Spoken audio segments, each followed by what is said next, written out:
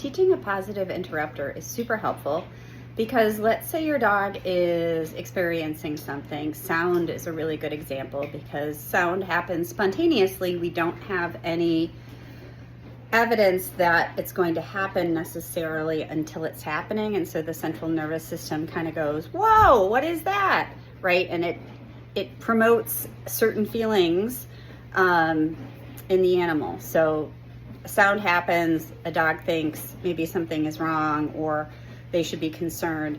I want to be able to influence them after it's happened. So that's when I could use my positive interrupter.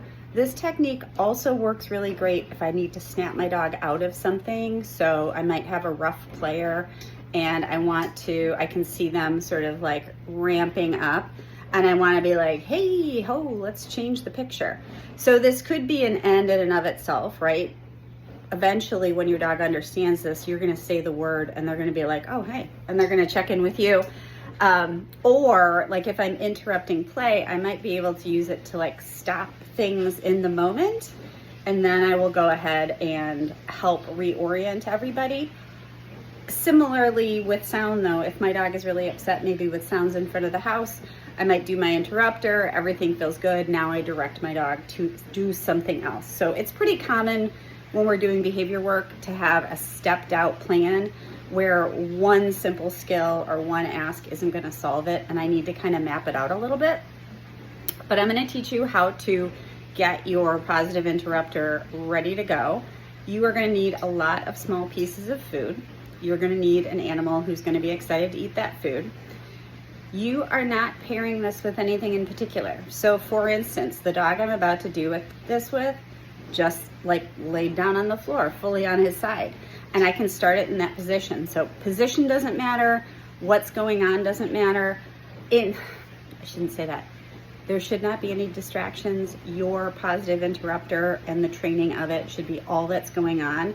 So your dog is like very aware of something, and then cumulatively they will understand it better and better. So Bill is right there. I'm gonna say, hooray! Good boy. So I always say, yay, good boy.